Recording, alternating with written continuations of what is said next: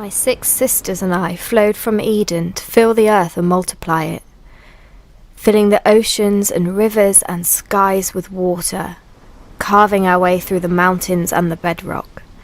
We send rain, fog, snow and ice to quench the thirst of man, but it is never quenched.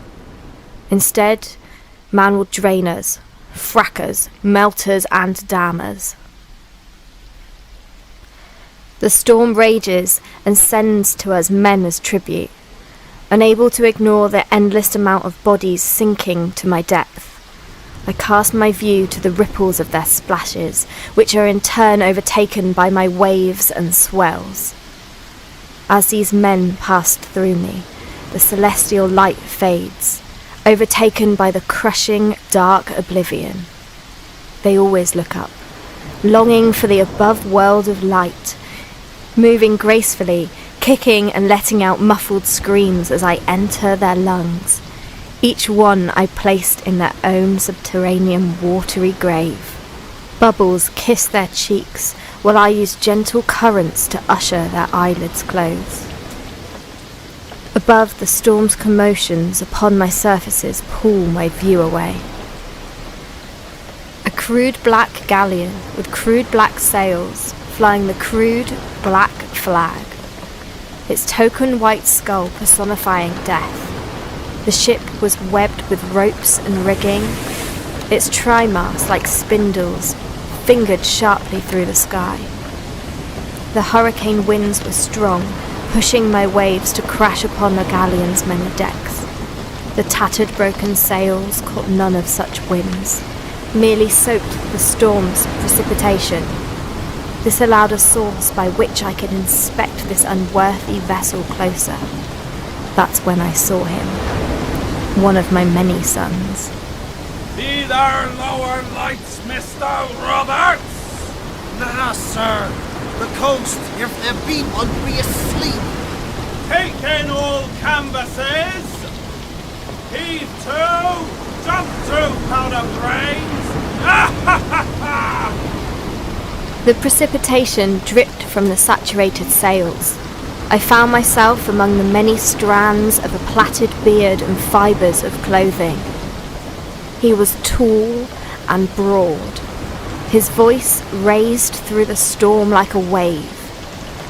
He gripped tightly, with black broken nails around the helm, mirroring his fixated view over the many waters to the horizon to which he was navigating. Lightning flashed, illuminating the colour of a white sabre scar over his right cheek. Land home! Bowlands away! 2 clicks up the starboard bow, sir! Take in all sail. Batten down your hatches and hold on to your pirate pantaloons, matey. The bow cut harshly through my waves. It was pointed towards a shore of white cliffs and pebbled beaches. The predatory eyes of bow-chaser cannons peered maliciously over my broken waves, towards that shoreline. Let fall anchor! Scramble, you yellow-bellied dogs! Mr. Roberts, lower the jolly boat! I sent special gliding waves, helping the weary, battered boat onto the shore. There was no need for more to take the plunge. Well, Captain? Aye, this be a handy cove. This captain pulled a crude black bottle from under his long coat, bit and spat the cork. I shifted my view to be in the bottle. The concoction was of water and rum, very strong. He threw his head back and drained the rest. As I passed over his teeth and gums, I felt the feeling of that man. Adventure and black deed ran through his blood. There was an essence of secrecy about him as well. Contrasting his impressive anger, bloodlust and devilish violence, there was concealed within his depth, as one conceals a blade, an almighty terror, an unusual byproduct of a life of rum and wenches, a terror of some elemental force or a being hunting him, and the desperate, exhausting desire to get somewhere before it became too late. Rum's gone. Well, Captain, How far back be that other ship that's following us? be spotted a few clicks off stern. By thunder, that be unnatural seamanship, Captain. For a cook driving his crew to follow us through that there hurricane. Cook, says you. Belay that! That there cook be a damn quartermaster, best beloved in all the Spanish main. He'll be on us before too long. We gotta cast off before the morning tide. He'll drive his mates like the devil hisself, and eat our livers for breakfast. Be ship-shape and Bristol fashion, ready to make waves at 3 bells at a mid-watch. I'm going for a drink, and I'll be taking me sea chest. Aye, aye, sir. The slobbering first mate's speech slush around as he forms his words. The moisture as he spoke sprayed onto the captain's face. I shifted my view to fall into the pores of his skin as his big red parrot nibbled his ear. Nestled in the inlets of the captain's cheeks, he took me up the beach with him. Distant rumbles of thunder as the dying storm calmed over the horizon behind us.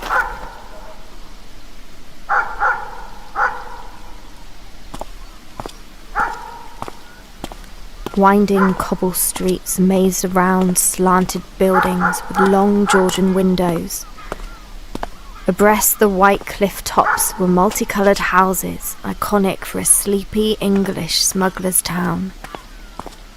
The dark morning saw the town empty and silent. The seafarer wandered the streets, listening. On occasion would walk up to a doorway, press his pierced ear against it, listen, shake his head, then slither silently down the cobbles until he came to a familiar sight to any man before the mast who has been long absent from the comforts of land, the form of which came with slatted grey roof on top of white walls, where a tavern sign swung in the night breeze. The Black Banner Bearer. Ship-shape name for a drunkard's den such as this. A true grog shop, to be sure.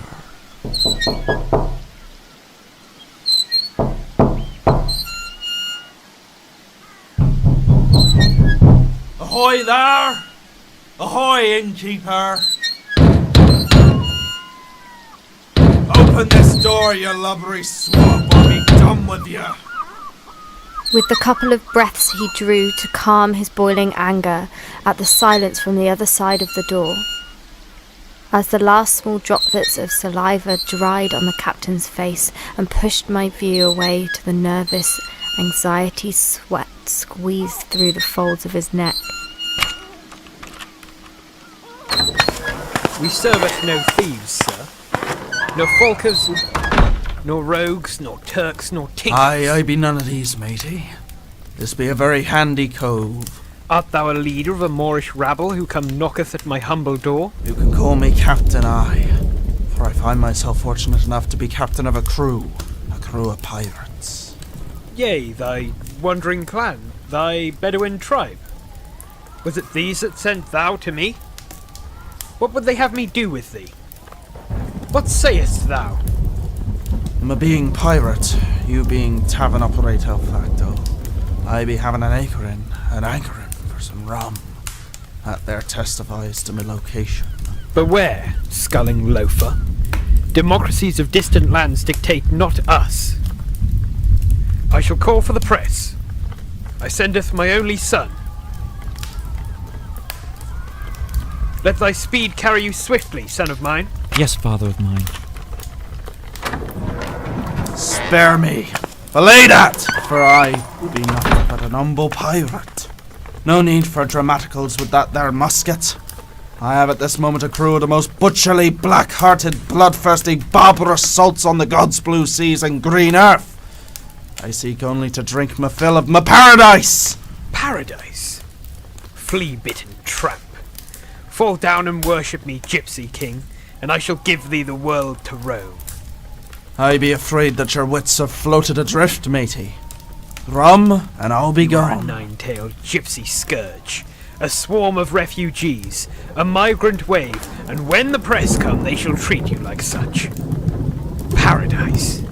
You enter my demi-Eden, absent legalities, and talk of paradise with your hand still on your cutlass. Talk you your paradise at Cutlass Point? What is paradise? What is paradise? Ha! Well, white shores, matey. Clear blue seas. The shade of a palm tree. Sat on a throne of coins. With a cool bottle of rum to settle my tongue. That's the life for me. Ha ha ha. Where I can rest from all cares and sorrow. At the expense of others, no doubt. Scrum that scramble for my shore, my paradise. Destructive wave of locusts set to corrupt the crops of my culture, to which the countless hours spent cultivating crippled and left me absent of respite. Now at Cutlass Point, will I let my compassion threaten my civilization? So keep still, give me thy blade, while I pay thee homage to leave. That be square enough, by thunder. Gypsy, says you. I be a pirate, a scallywag, a sea-wolf if ever there was. Thou liest. Mark this, I tell ye true. I be a scurvy pirate, an old sea How dog. many in your company, in your hordes of Huns, your mongrels of Mongols, beeth terrorist? We're all terrorists. We be pirates. Terrorism is our trade. Whether it's an oil tanker or a Spanish galleon. Terror, the currency of all. I ain't no refugee, by thunder. It taketh only one. Proveth thyself a pirate. Proveth thyself a son of the sea. What more can I be said that has not already been said? I can prove I be a pirate and not a refugeean. Refugees cometh in all shapes, sizes, and disguises. The tense stalemate presented time enough for the sea wolf to gulp the misty air.